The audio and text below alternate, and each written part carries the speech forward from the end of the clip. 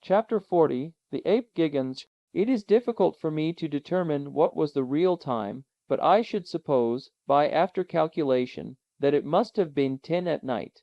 I lay in a stupor, a half-dream, during which I saw visions of astounding character. Monsters of the deep were side by side with the mighty elephantine shepherd.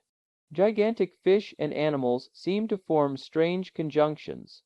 The raft took a sudden turn, whirled round, entered another tunnel, this time illumined in a most singular manner. The roof was formed of porous stalactite, through which a moonlit vapor appeared to pass, casting its brilliant light upon our gaunt and haggard figures. The light increased as we advanced, while the roof ascended until at last we were once more in a kind of water cavern, the lofty dome of which disappeared in a luminous clouder rugged cavern of small extent, appeared to offer a halting place to our weary bodies. My uncle and the guide moved as men in a dream. I was afraid to waken them, knowing the danger of such a sudden start. I seated myself beside them to watch. As I did so, I became aware of something moving in the distance, which at once fascinated my eyes. It was floating, apparently, upon the surface of the water, advancing by means of what at first appeared paddles. I looked with glaring eyes. One glance told me that it was something monstrous, but what it was the great Shark-Crocodile of the early writers on geology. About the size of an ordinary whale, with hideous jaws and two gigantic eyes, it advanced. Its eyes fixed on me with terrible sternness. Some indefinite warning told me that it had marked me for its own. I attempted to rise to escape, no matter where, but my knees shook under me, my limbs trembled violently, I almost lost my senses. And still the mighty monster advanced. My uncle and the guide made no effort to save themselves. With a strange noise, like none other I had ever heard, the beast came on. His jaws were at least 7 feet apart, and his distended mouth looked large enough to have swallowed a boatful of men. We were about 10 feet distant when I discovered that much as his body resembled that of a crocodile, his mouth was wholly that of a shark. His twofold nature now became apparent. To snatch us up at a mouthful, it was necessary for him to turn on his back, which motion necessarily caused his legs to kick up helplessly in the air. I actually laughed even in the very jaws of death, but next minute, with a wild cry, I darted away into the interior of the cave, leaving my unhappy comrades to their fate. This cavern was deep and dreary. After about 100 yards, I paused and looked around.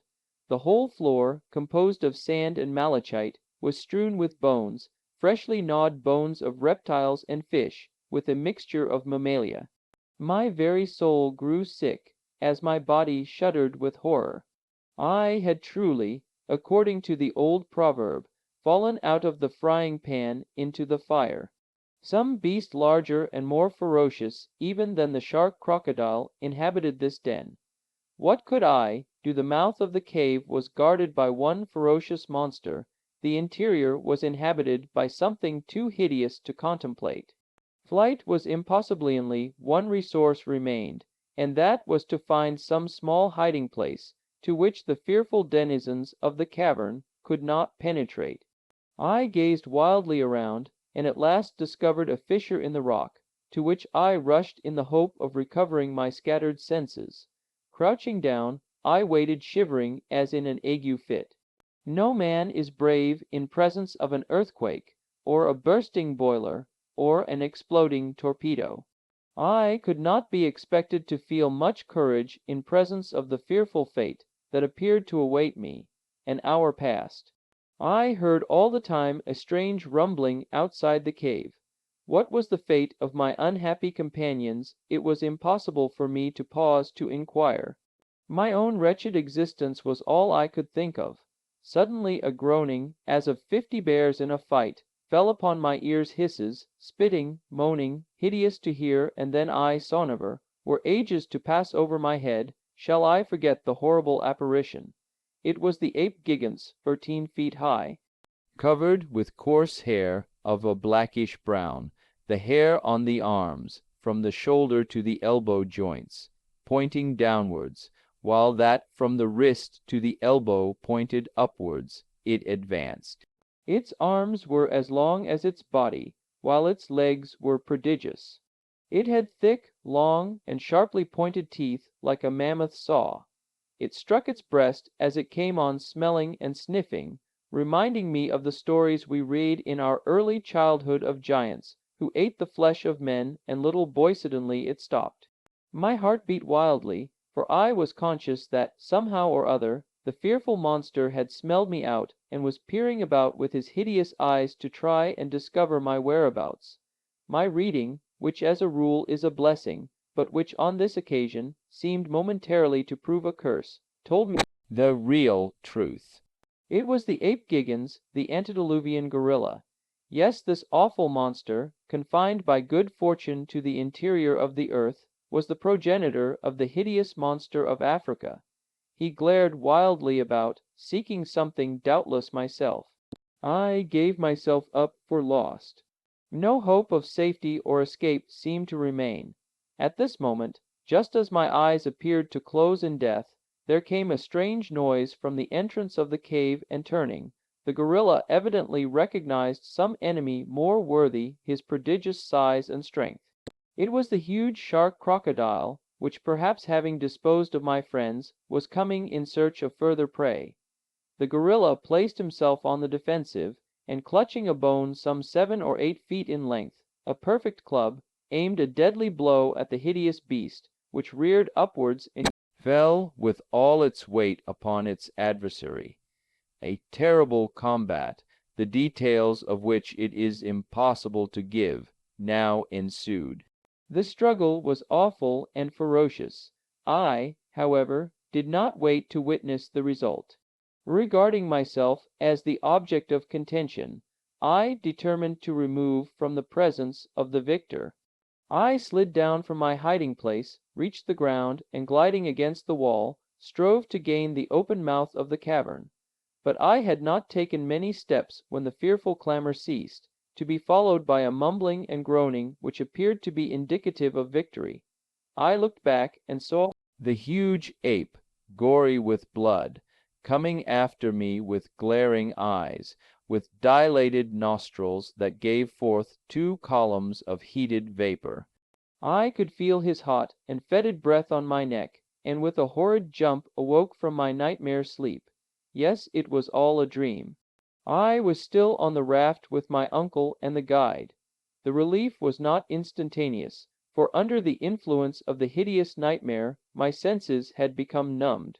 After a while, however, my feelings were tranquilized. The first of my perceptions which returned in full force was that of hearing. I listened with acute and attentive ears. All was still as death.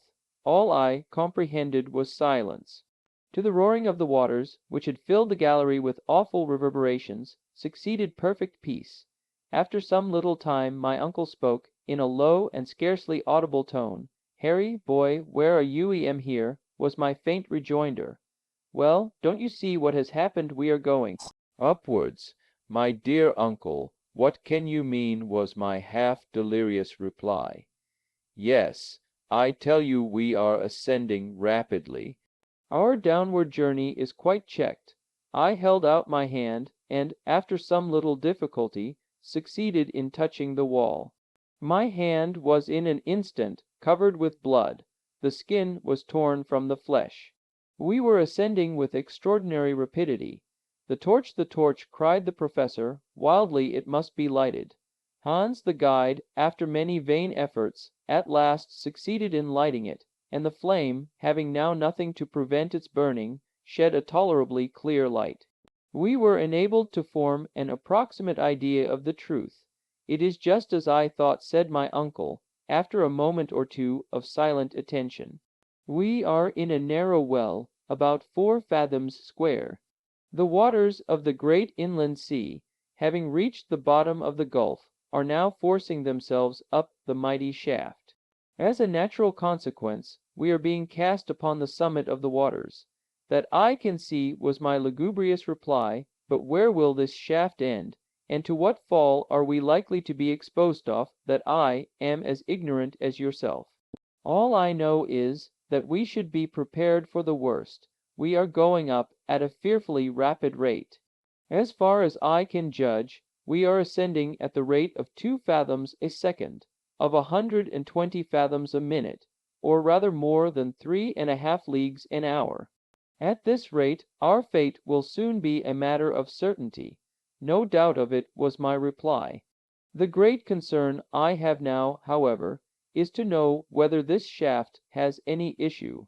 It may end in a granite roof, in which case we shall be suffocated by compressed air, or dashed to atoms against the top.